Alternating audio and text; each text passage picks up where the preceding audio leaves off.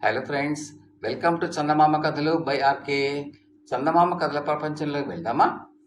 ఇప్పుడు చెప్పబోయే కథలలో మొదటి కథ తగిన శాస్తి. ఈ కథను రాసిన వారు శ్రీమతి ఆళ్ల కృష్ణవేణి గారు. సీతారామయ్య పరమ లోభి. ఎంత లోభి అంటే డబ్బు ఖర్చవుతుందని కూతురికి పెళ్లి కూడా చేయలేదు. సీతారామయ్య పొరుగున రంగడు అనే యువకుడు ఉన్నాడు. అతనికి ఎవరూ లేరు. పట్నంలో పాలు అమ్మి ఆ డబ్బుతో జీవించేవాడు. రంగడు సీతారామయ్య కూతుర్ని చేసుకుంటానని, తనకు బట్టలు కూడా పెట్టని అవసరం లేదని, 3 రూపాయలతో గుళ్ళో దండలు మార్చుకుంటే చాలునని అన్నాడు.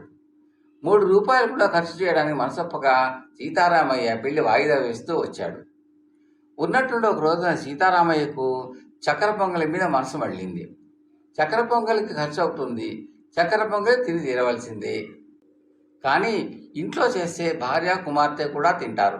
సమయానికి వాసన పసిగట్టి ఇరుగు పొరుగు వాళ్ళు ఎవరైనా వస్తే వాళ్ళకు కూడా కొంచెం పెట్టాలి. ఈ చిక్కులన్నీ ఆలోచించి సీతారామయ్య చక్కెర పొంగలికి కావాల్సిన సరంజామంతా రహస్యంగా ఒక బుట్టలో సర్ది, ఇంకా తొలికూడు కూడా కోయకముందే భార్యను లేపి, ఏమేవ్, నేను పని మీద పోతున్నాను, సాయంకాలానికి రాను అన్నాడు. ఒక రోజున భర్త పీడ వదిలినందుకు సీతారామయ్య భార్య సంతోషించి రాత్రి మిగిలిన గంజింత తన భర్తకు ఇచ్చింది. ఇంకా తూర్పు తెల్లవారలేదు.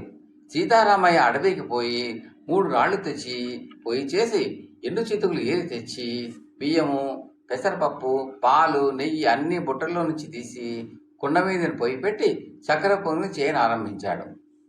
దాని సాయంకాలం దాకా కొంచెం కొంచెంగా తిని ఇంటికి పోవాలి అని అతని ఆలోచన. కొద్దిసేపట్లోనే కమ్మటి నీటి వాసన అడవంతటా వ్యాపించింది. చక్కెర పొంగలి తయారైంది. దాన్ని పొయ్యి మీద నుంచి దించి తెల్లారబెడదాం అనుకుంటూ ఉండగా అతని వెనక నుంచి 2 చేతులు వచ్చి కుండను తీసేసుకున్నాయి. సీతారామయ్య గాభరాగా తల ఎత్తి చూసేసరికి 4 యమకింకర్ లాంటి మనుషులు కనబడ్డారు. వాళ్ళ పేరు మోసిన గజ దొంగలు. అతన్ని పట్టించుకోకుండా దొంగలు 4 టేకాకులు కోసుకుని తెచ్చి కడిగి తెచ్చుకుని చక్కెర పొంగలి అందులో వేసుకుని కబుర్లు చెప్పుకుంటూ తిని కుండల్లో ఒక్క పిసిరైనా మిగిల్చకుండా అంతా ఊడ్చేసి దాన్ని దూరంగా గిరమాటు వేసి సీతారామయ్యకు వెళ్ళి వస్తాము అనైనా చెప్పకుండా మీసాలు తుడుచుకుంటూ వెళ్ళిపోయారు. సీతారామయ్య కాళ్ళు ఈడ్చుకుంటూ మిట్ట మధ్యాహ్నానికి ఇల్లు చేరేసరికి కొంప బావురుమంటున్నది. తలుపులు తెరిచి ఉన్నాయి. ఇంట్లో భార్య కూతురు ఇద్దరూ లేరు. భోషాన్నం దగ్గరికి వెళ్ళి చూస్తే భోషాన్నం కూడా ఖాళీగా ఉన్నది. అతని డబ్బంతా భోషాన్నంలోనే ఉండేది. గుండె బాదుకుంటూ సీతారామయ్య రోడ్డెక్కాడు. ఆ ఉదయమే తన భార్య తన కూతుర్ని రంగడికిచ్చి గుడిలో పెళ్లి చేసిందని, అందరూ కలిసి దూరంగా ఉన్న భార్య పుట్టింటికి కొన్నాళ్లు ఉండి వచ్చేందుకు వెళ్ళారని తెలిసింది. చేసేది లేక సీతారామయ్య కూడా అక్కడికే బయలుదేరాడు. కథ సమాప్తం. రెండవ కథ మాట దెబ్బ. ఈ కథను రాసిన వారు శ్రీమతి జొన్నలగడ్డ రత్న గారు. సిరిపురం జమీందారు చిన్నమరాయుడు ఒకనాడు సాయంకాలం ఊరవతలకి షికారు వెళ్ళి తిరిగి వస్తూ ఉండగా దారిలో ఆయనకు బాగా విరగ్గాసిన మామిడి తోట ఒకటి కనబడింది.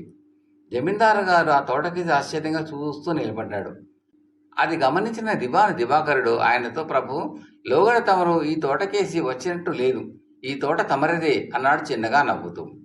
జమీందారు అలాగా అంటూ తల ఊపి, కాపలా ఉంటేనే దిక్కులేని ఈ రోజుల్లో తోటకు కాపలా వాడిని పెట్టకుండా ఎందుకు వదిలేశారు? వెంటనే ఎవరో ఒకరిని కాపలాదారుగా నియమించండి అని దివాను మీద చిరాకు పడసాగాడు. దివాను వినయంగా, తోట కాపలా లేకపోవడం ఏంటి ప్రభు? రంగన్న అనేవాడు ఈ మామూలు తోట కాపలాదారు. చాలా నమ్మకమైన మనిషి. ఎంతో కాలంగా వాణ్ణి నేను ఎరుగుదును. ఏ పని మీదైనా ఊళ్ళోకి వెళ్ళాడేమో అన్నాడు. అంతలో ఆయనకు తోటలోని ఒక చెట్టు నీడలో కూర్చున్న ముసలావిడ కనిపించింది. దివాను ఆమెను జమీందారుకు చూపి, ఆ ముసలమ్మ రంగన్న తల్లి. ఆమె తోటలో ఉన్నంత వరకు చెట్ల నుంచి ఒక్క పిందెనైనా సరే ఎవరు రాల్చి పట్టుకుపోలేరు అన్నాడు. జమీందారు ఆశ్చర్యంగా, ఆ ముసలిదానికి లేచి నిలబడే శక్తి అయినా ఉన్నట్టు లేదు, అది మామిడి తోటను ఎలా కాపలాగాస్తుంది? ఏ దొంగవాడో వచ్చి కాయలు కోస్తూ ఉంటే లేవలేని ఆ ముసలిది ఏం చేయగలదు అన్నాడు. అందుకు దివాన్, ప్రభు, తుంటర్లను దొంగలను అదిలించడానికి కేవలం మనిషి కండబలమే అన్ని సందర్భాల్లోనూ పనికి రాకపోవచ్చు. ఒక్కొక్క మాట దెబ్బతో అవతల వాడిని చిత్తు చేయవచ్చు. ఈ ముసలిది అసాధ్యురాలని, అలాంటి మాట దెబ్బతో ఎదుటి వాళ్ళను ఎన్నో సందర్భాలలో హడలగొట్టిందని ఊళ్ళో అంతా అనుకుంటూ ఉంటారు అని చెప్పాడు. ఇది విని జమీందారు మరింతగా ఆశ్చర్యపోతూ, అయితే మనం తోటలోకి వెళ్ళి మామిడికాయలు కోయడానికి ప్రయత్నిద్దాం. ఈ ముసలమ్మ మనల్ని ఎలా ఆపగలదో తెలిసిపోతుంది అన్నాడు. జమీందారు దివాను తోటలోకి వెళ్ళి ఒక చెట్టు కింద నిలబడ్డారు. ఎవరో కొత్త వాళ్ళ తోటలోకి వచ్చారని గ్రహించి ముసలమ్మ మెల్లగా అడుగులో అడుగు వేసుకుంటూ వాళ్ళు ఉన్న చోటుకు వచ్చింది. దాపులన ఉన్న ఒక చెట్టు నుంచి కాయలు కోద్దామనుకున్న జమీందారుకు అక్కడ గడ్డి మేస్తున్న 2 కోడెగీతలు కనిపించాయి.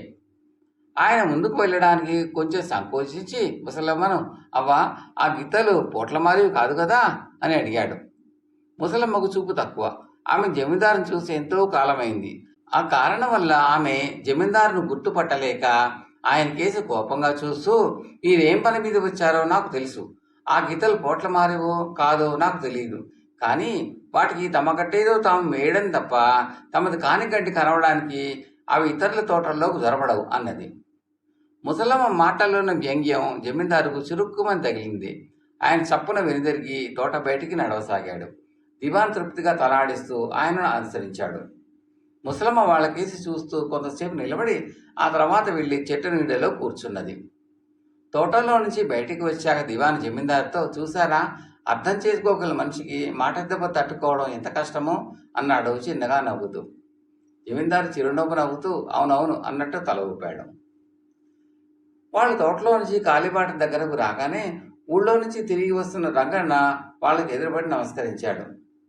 జమీందారు దివానును, వీడేనా మన తోట కాపలదారు రంగన్న అని అడిగాడు. అవును ప్రభు అన్నాడు దివాను.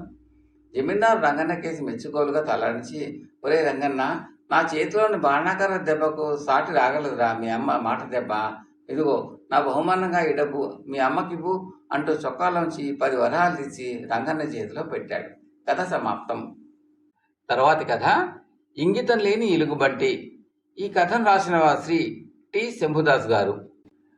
కుందేలు ఎలుగుబంటిని నక్కగారి దొడ్లో ఉచ్చుకు వేలాడదీసి పారిపోయిన చాలా కాలానికి వాళ్ళిద్దరూ తలవని తలపుగా ఒక దారిన పోతూ కలుసుకున్నారు. ఎలుగుబంటి కుందేలుకేసి తీక్షణంగా చూసింది.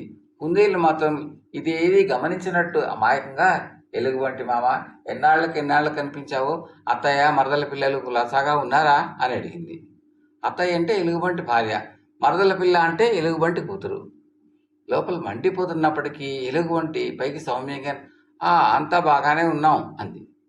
ఆ తర్వాత ఇద్దరు సఖ్యంగా ఉన్నట్టు పక్కగా నడవసాగారు. ఎప్పుడు అమాంతం మీదపడి గొంతు పిసికేసిందో నన్ను కుందేలు ఎలుగుబంటిని ఒక గంట కనిపెడుతూనే ఉన్నది. ఇద్దరు కొంత దూరం నడిచాక కుందేలు అన్నట్టు, మామ, నీకు ఒక చిన్న సహాయం చేద్దాం అనుకున్నాను, నువ్వు కనిపించగానే పోతివి అన్నది. ఏమిటా సహాయం అన్నది ఎలుగుబంటి అనుమానంగా.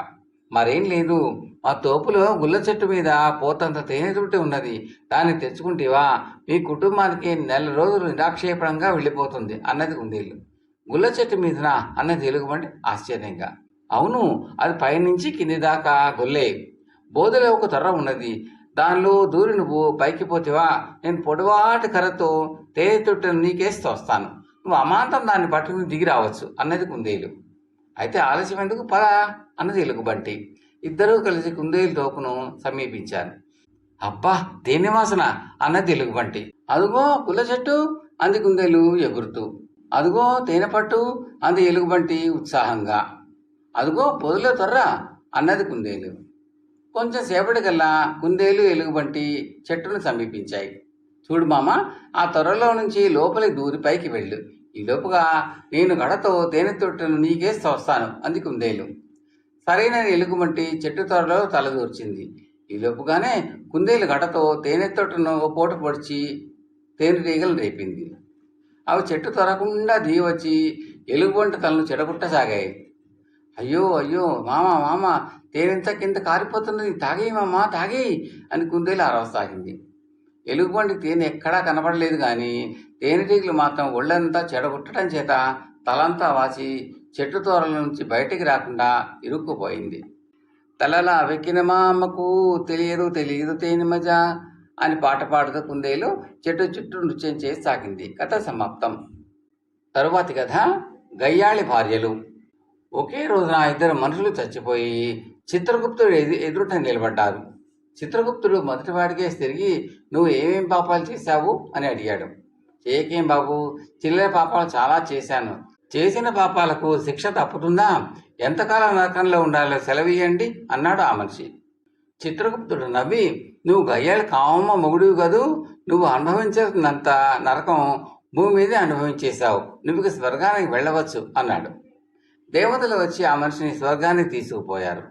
తర్వాత రెండోవాడు చిత్రగుప్తుడితో, అయ్యా, ఒక్క గయ్యాళి భార్యతో కాపురం చేసిన వాడికి మీరు స్వర్గం ఇప్పిస్తే నాకేం ఇప్పిస్తారో చెప్పండి. నేను వరుసగా 3 భార్యలను చేసుకున్నాను, ముగ్గురే గచ్చ పొదలు అన్నాడు. చిత్రగుప్తుడు ఎంబట్లను పిలిపించి, వీడిని నరకాన్ని తీసుకుపోండి అన్నాడు. అయ్యా, అన్యాయం అన్యాయం అన్నాడా మనిషి.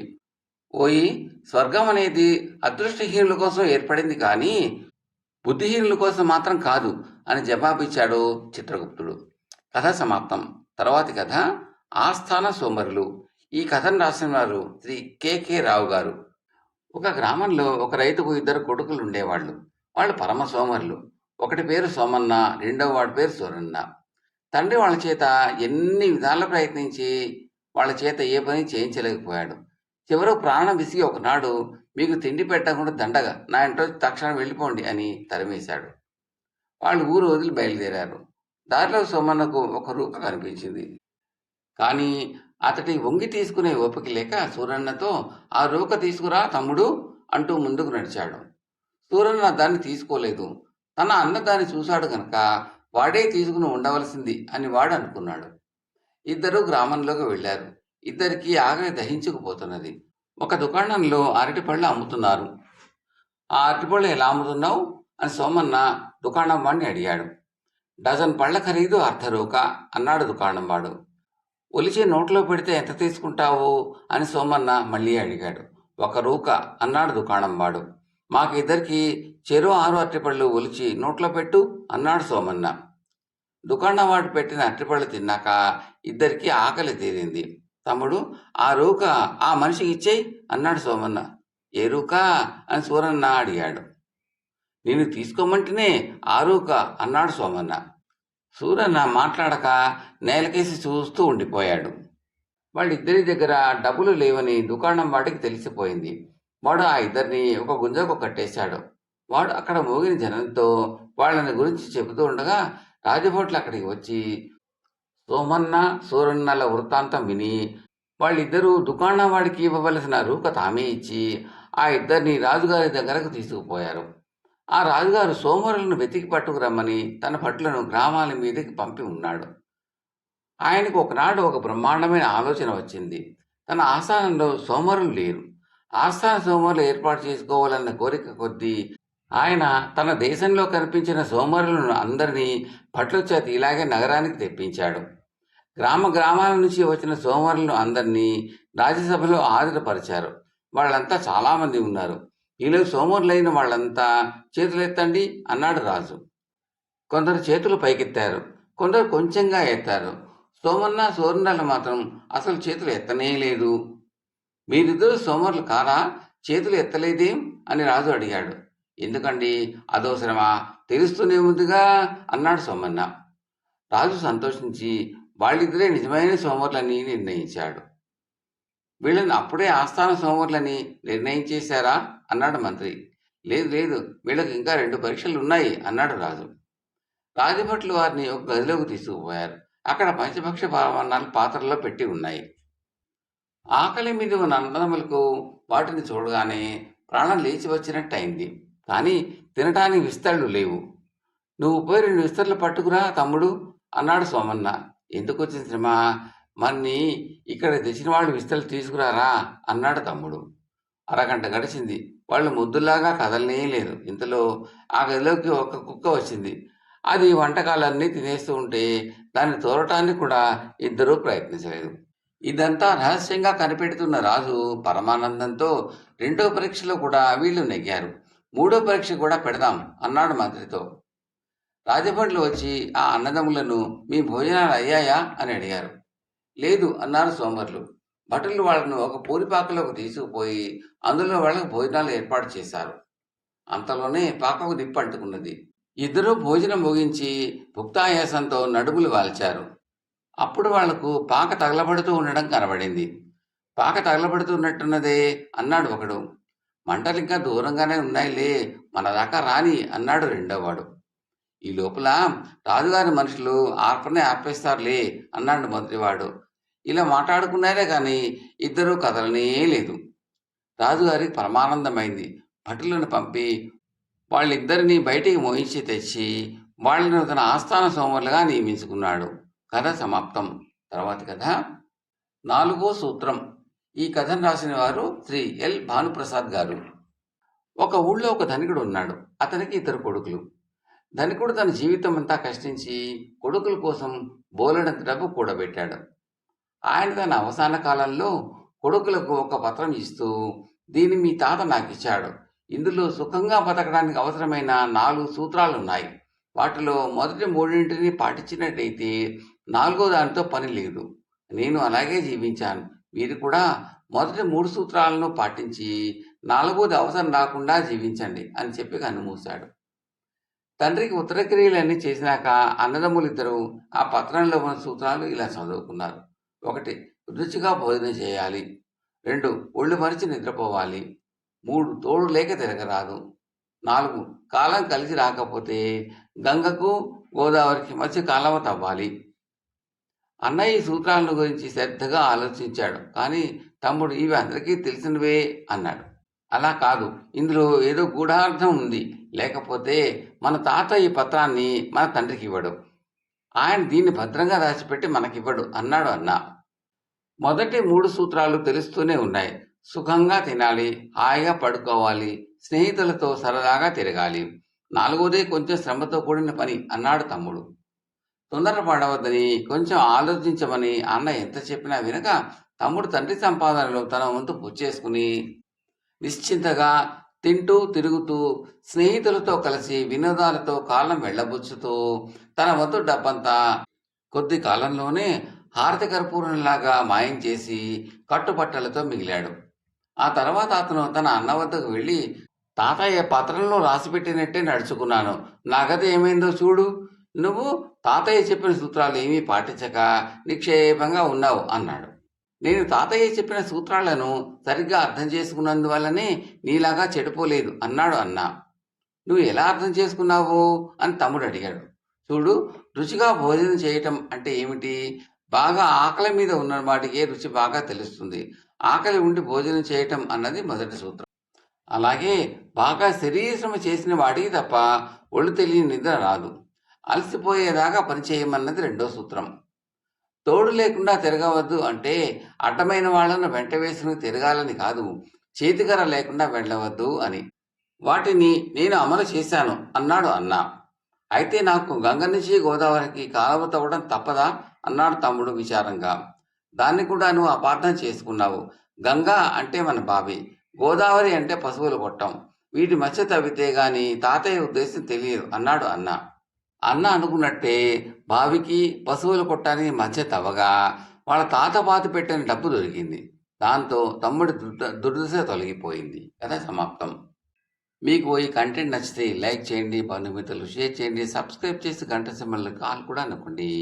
ఇలా చేయడం వల్ల నేను పెట్టబోయే తదుపరి వీడియోలన్నీ కూడా మీరు చూసి ఆనందించవచ్చు. చాలామంది చూస్తున్నారు కానీ లైక్ చేయడము, కామెంట్లు పెట్టడం చేయటం లేదండి. దయచేసి అవి చేయండి. మీరు పెట్టే లైక్లు, చేసే కామెంట్లు మాకు ఎంతో ప్రోత్సాహాన్ని ఇస్తాయండి. Thank you very much.